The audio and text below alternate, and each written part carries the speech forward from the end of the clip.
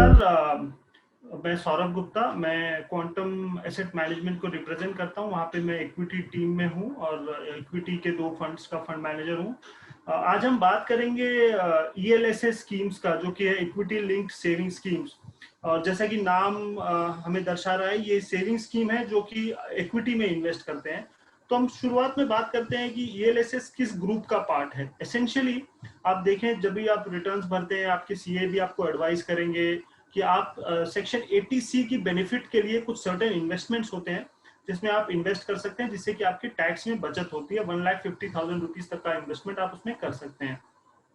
उसमें आपको जो चॉइसेस अवेलेबल होते हैं, या तो आप लाइफ इंश्योरेंस ले सकते हैं, या फिर आप ईएलएसएस स्कीम्स ले सकते हैं, या आप बीपीएफ में इन्वेस्ट कर सकते हैं, या आई थिंक एनएससी में भी आप इन्वेस्ट करेंगे तो भी आपको बेनिफिट मिलता है। रियल एस्टेट में अगर आप प्रिंसिपल रिपेमेंट करते हैं तो उसका भी आपको बेनिफिट मिलता है, और कई सारे ऑप्शन आपको मिलते हैं। उसी में से एक ऑप्शन है equity link saving scheme, which is ELSS. अब क्योंकि गवर्नमेंट चाहती है कि आप इन्वेस्ट करें तभी आप टैक्स बचाएंगे, और वो चाहते हैं कि आप लंबे समय के लिए इन्वेस्ट करें, इसलिए हर प्रोडक्ट में एक लॉक इन पीरियड होता है। वो सारे लॉक इन को अगर आप कंपेयर करें तो ईएलएसएस एक ऐसा प्रोडक्ट है जिसका लॉक इन सबसे कम है। आपको सिर्फ 3 साल तक लॉक इन रहना है, यानी कि 3 साल तक आप पैसे नहीं ले सकते उस स्कीम से बाहर। जबकि आप अगर पीपीएफ में इन्वेस्ट करते हैं तो वो समय अवधि 5 साल की है। और इंश्योरेंस का तो आप समझिए कि 3 साल तक को सरेंडर वैल्यू क्रिएट नहीं होता, तो उसमें तो आप 3-5 साल के व्यू से के कम में तो आप इन्वेस्ट करेंगे ही नहीं। सो ईएलएसएस का एक बेनिफिट ये है कि सबसे छोटा लॉक इन पीरियड है। दूसरी बात यह है कि अभी भी इंडिया में आप देखें तो इक्विटी कल्चर उतना स्ट्रांग नहीं है।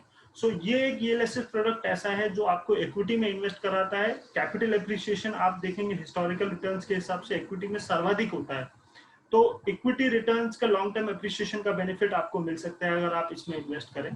और तीसरी सबसे इंपॉर्टेंट बात यह है कि ज्यादातर लोग इक्विटी को क्विक गेम समझते हैं कि आज इन्वेस्ट किया और 3-6 महीने में 20%, 30% रिटर्न जनरेट किया और निकल गए।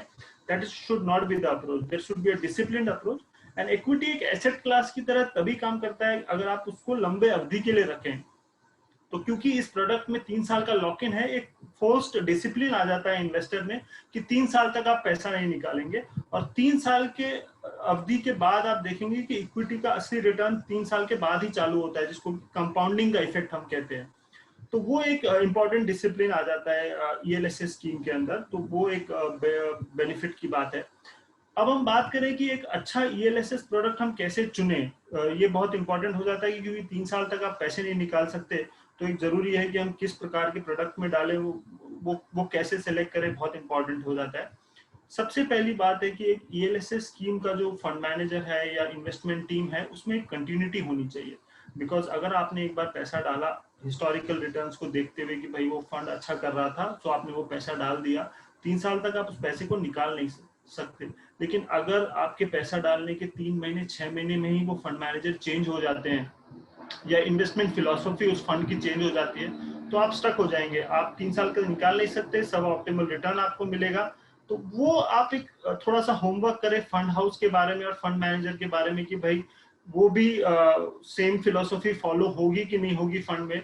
Even if the fund manager changes, philosophy same रहनी चाहिए, जिस फिलॉसफी में आपने इन्वेस्ट किया है, जिस स्टाइल में आपने इन्वेस्ट किया है।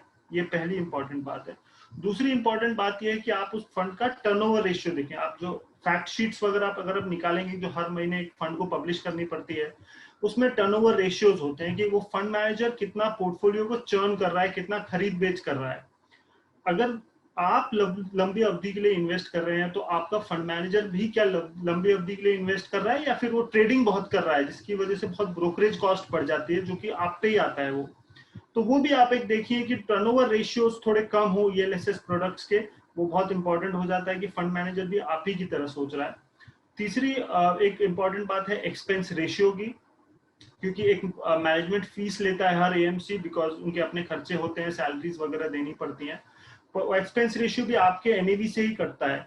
तो आप बहुत जरूरी है कि उस एक्सपेंस रेशियो को थोड़ा कम रखें। तो आप देखें कि एक्सपेंस रेशियो जिसमें कम हो वो आप फंड का चुनाव कर सकते हैं। तो वो भी एक देखने लायक बात है कि आप चुनने से पहले उस चीज को फॉलो करें। तो ये 2-3 आप एस्पेक्ट्स को थोड़ा ध्यान में रखिए और एक अच्छा ईएलएसएस प्रोडक्ट चुनिए। साथ में एक आपको टैक्स सेविंग मिलेगा, टैक्स में आपकी बचत हो जाएगी। 3 साल के लॉक इन के साथ आपको इक्विटी इन्वेस्टमेंट मिलेगा, जिसमें वेल्थ क्रिएशन, कंपाउंडिंग इफेक्ट सबसे अच्छा होता है इस इक्विटीज में, हिस्टोरिकली आपने देखा है। और तीसरी बात यह है कि अगर आप एक अच्छा प्रोडक्ट चुनेंगे तो आप कॉन्फिडेंट फील करेंगे। और एक बात और मैं आपसे कहना चाहूंगा कि भले आप 3 साल में आपका लॉक इन भले खत्म हो रहा हो, लेकिन आप उसको लंबी अवधि के लिए रखें उस इक्विटी को, क्योंकि इक्विटी का रिटर्न्स, कंपाउंडिंग इफेक्ट जिसे कहते हैं, वो 3 साल के बाद ही आप महसूस करेंगे कि उस इन्वेस्टमेंट में दिखना चालू होता है।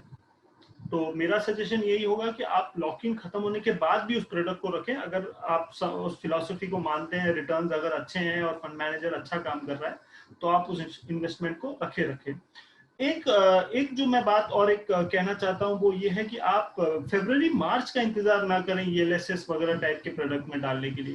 बिकॉज क्या होता है कि अगर आप फेब मार्च तक वेट करेंगे, 31 मार्च का डेडलाइन है, और ज्यादातर कंपनीज में जहां आप काम करते हैं उनको आपको डॉक्यूमेंट्स देने पड़ते हैं, तो एसेंशियली वो फिर आपको 10-15 मार्च तक वो इन्वेस्टमेंट सारे करने पड़ जाते हैं। और अगर उस टाइम मार्केट बहुत तेजी में हुआ और काफी ऊपर हुआ, तो आप क्या हायर एनएवी पे आप किसी चीज को ले लेंगे।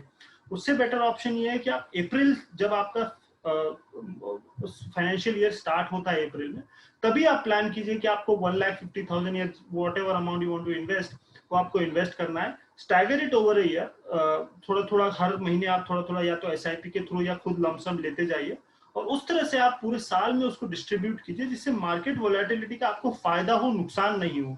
तो ये एक बहुत इंपॉर्टेंट चीज आप ध्यान में रखिए। और हम चाहते हैं कि आपका निवेश में आपको अच्छे रिटर्न्स मिले। और happy investing to you. Thanks a lot.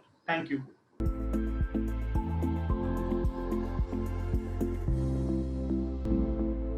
Mutual fund investments are subject to market risks. Read all scheme-related documents carefully.